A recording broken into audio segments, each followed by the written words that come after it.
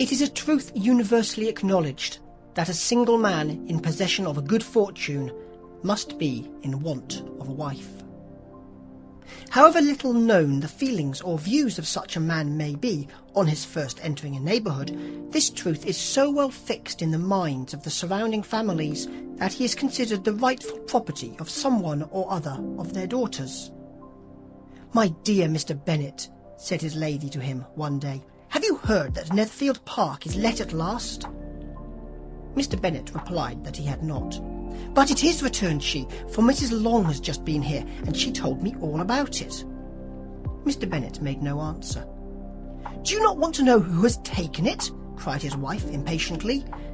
"You want to tell me, and I have no objection to hearing it." This was invitation enough. "Why, my dear, you must know. Mrs. Long says that Netherfield is taken by a young man of large fortune from the north of England. That he came down on Monday in a chaise and four to see the place, and was so much delighted with it that he agreed with Mr. Morris immediately that he is to take possession before Michaelmas, and some of his servants are to be in the house by the end of the week." "What is his name?" "Bingley." "Is he married or single?"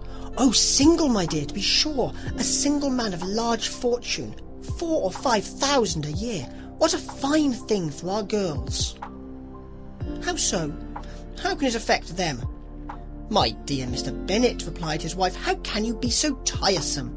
You must know that I am thinking of his marrying one of them." "Is that his design in settling here?" "Design? Nonsense, how can you talk so? But it is very likely that he may fall in love with one of them, and therefore you must visit him as soon as he comes." "I see no occasion for that. You and the girls may go, or you may send them by themselves, which perhaps will be still better. For as you are as handsome as any of them, Mr. Bingley might like you the best of the party." "My dear, you flatter me. I certainly have had my share of beauty, but I do not pretend to be anything extraordinary now. When a woman has 5 grown-up daughters, she ought to give over thinking of her own beauty. In such cases a woman has not often much beauty to think of. But, my dear, you must indeed go and see Mr. Bingley when he comes into the neighbourhood. It is more than I engage for, I assure you. But consider your daughters. Only think what an establishment it would be for one of them. Sir William and Lady Lucas are determined to go, merely on that account, for in general, you know, they visit no newcomers. Indeed, you must go, for it will be impossible for us to visit him if you do not. You are over-scrupulous, surely. I dare say Mr. Bingley will be very glad to see you, and I will send him a few lines by you to assure him of my hearty consent to his marrying whichever he chooses of the girls. Though I must throw in a good word for my little Lizzie. I desire you will do no such thing. Lizzie is not a bit better than the others. I'm sure she is not half so handsome as Jane, nor half so good-humoured as Lydia. But you are always giving her the preference." "They have none of them much to recommend them," replied he. "They are all silly and ignorant like other girls. But Lizzie has something more of quickness than her sisters." "Mr. Bennet, how can you abuse your own children in such a way? You take delight in vexing me. You have no compassion for my poor nerves." "You mistake me, my dear. I have a high respect for your nerves. They are my old friends. I've heard you mention them with consideration these last 20 years at least. Ah, you do not know what I suffer. But I hope you will get over it, and live to see many young men of 4,000 a year come into the neighbourhood. It will be no use to us if 20 such should come, since you will not visit them. Depend upon it, my dear, that when there are 20, I will visit them all." Mr. Bennet was so odd a mixture of quick parts, sarcastic humour, reserve, and caprice, that the experience of 23 years had been insufficient to make his wife understand his character. Her mind was less difficult to develop. She was a woman of mean understanding, little information, and uncertain temper. When she was discontented, she fancied herself nervous. The business of her life was to get her daughters married. Its solace was visiting and news. Chapter 2. Mr. Bennet was among the earliest of those who waited on Mr. Bingley. He had always intended to visit him, though to the last always assuring his wife he should not go. Until the evening after the visit was paid, she had no knowledge of it. It was then disclosed in the following manner. Observing his second daughter employed in trimming a hat, he suddenly addressed her with, "I hope Mr. Bingley will like it, Lizzie." "We are not in a way to know what Mr. Bingley likes," said her mother resentfully, "since we are not to visit." "But you forget, mamma," said Elizabeth, "that we shall meet him at the assemblies, and that Mrs. Long promised to introduce him." "I do not believe Mrs. Long will do any such thing. She has 2 nieces of her own. She is a selfish, hypocritical woman, and I have no opinion of her." "No more have I," said Mr. Bennet, "and I am glad to find that you do not depend on her serving you." Mrs. Bennet deigned not to make any reply, but unable to contain herself, began scolding one of her daughters. "Don't keep coughing so, Kitty, for heaven's sake. Have a little compassion on my nerves. You tear them to pieces." "Kitty has no discretion in her coughs," said her father. "She times them ill." "I do not cough for my own amusement," replied Kitty fretfully. "When is your next ball to be, Lizzie?" "Tomorrow fortnight." "Ay, so it is," cried her mother, "and Mrs. Long does not come back till the day before, so it will be impossible for her to introduce him, for she will not know him herself." "Then, my dear, you may have the advantage of your friend, and introduce Mr. Bingley to her." "Impossible, Mr. Bennet, impossible, when I am not acquainted with him myself. How can you be so teasing?" "I honour your circumspection. A fortnight's acquaintance is certainly very little. One cannot know what a man really is by the end of a fortnight. But if we do not venture, somebody else will, and after all, Mrs. Long and her daughters must stand their chance. And therefore, as she will think it an act of kindness, if you decline the office, I will take it on myself." The girls stared at their father. Mrs. Bennet said only, "Nonsense, nonsense." "What can be the meaning of that emphatic exclamation?" cried he. "Do you consider the forms of introduction and the stress that is laid on them as nonsense? I cannot quite agree with you there. What say you, Mary? For you are a young lady of deep reflection, I know, and read great books and make extracts." Mary wished to say something sensible, but knew not how. "While Mary is adjusting her ideas," he continued, "let us return to Mr. Bingley." "I am sick of Mr. Bingley," cried his wife. "I am sorry to hear that, but why did you not tell me that before? If I had known as much this morning, I certainly would not have called on him. It is very unlikely, but as I have actually paid the visit, we cannot escape the acquaintance now." The astonishment of the ladies was just what he wished, that of Mrs. Bennet perhaps surpassing the rest, though when the first tumult of joy was over, she began to declare that it was what she had expected all the while. "How good it was in you, my dear Mr. Bennet! But I knew I should persuade you at last. I was sure you loved your girls too well to neglect such an acquaintance. Well, how pleased I am! And it is such a good joke, too, that you should have gone this morning and never said a word about it till now." "Now, Kitty, you may cough as much as you choose," said Mr. Bennet, and as he spoke he left the room, fatigued with the raptures of his wife. "What an excellent father you have, girls," said she, when the door was shut. "I do not know how you will ever make amends for his kindness, or me either, for that matter. At our time of life it is not so pleasant, I can tell you, to be making new acquaintances every day, but for your sakes we would do anything. Lydia, my love, though you are the youngest, I dare say Mr. Bingley will dance with you at the next ball." "Oh," said Lydia stoutly, "I am not afraid, for though I am the youngest, I'm the tallest." The rest of the evening was spent in conjecturing how soon he would return Mr. Bennet's visit, and determining when they should ask him to dinner. Chapter 3. Not all that Mrs. Bennet, however, with the assistance of her 5 daughters, could ask on the subject, was sufficient to draw from her husband any satisfactory description of Mr. Bingley.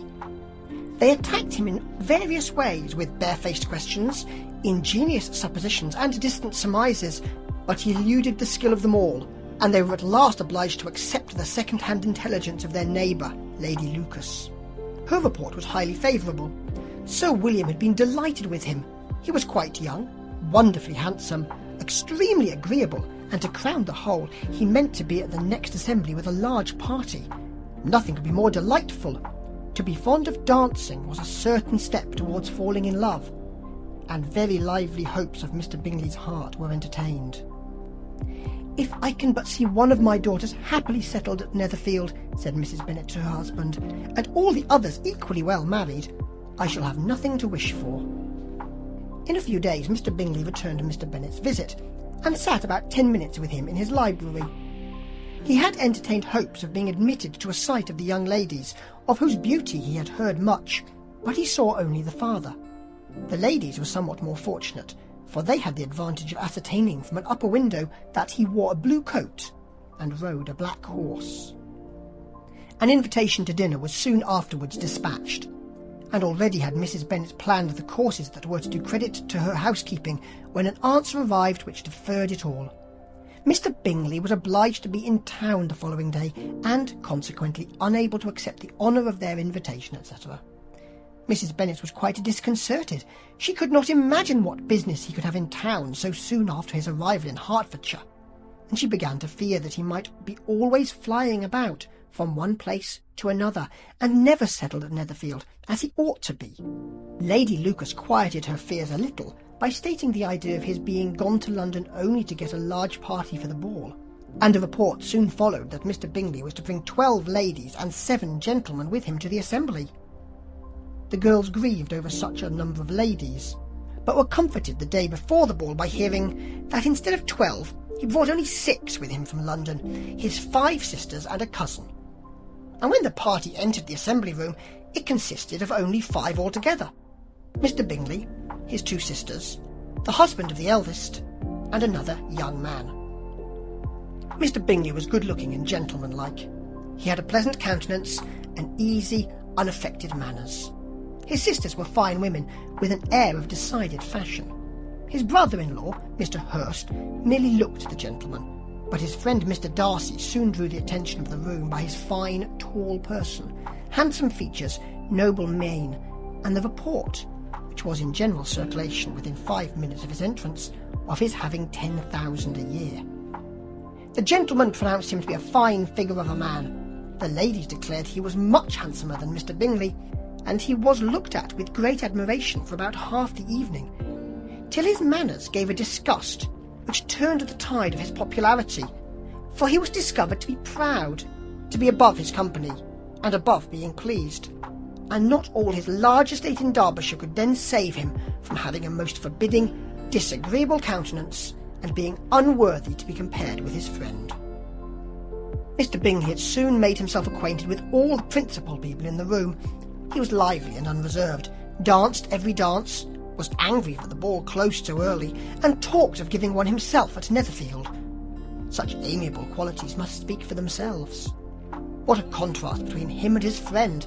Mr. Darcy danced only once with Mrs. Hurst, and once with Miss Bingley, declined being introduced to any other lady, and spent the rest of the evening in walking about the room, speaking occasionally to one of his own party. His character was decided. He was the proudest, most disagreeable man in the world, and everybody hoped he would never come there again. Amongst the most violent against him was Mrs. Bennet, whose dislike of his general behaviour was sharpened into particular resentment by his having slighted one of her daughters.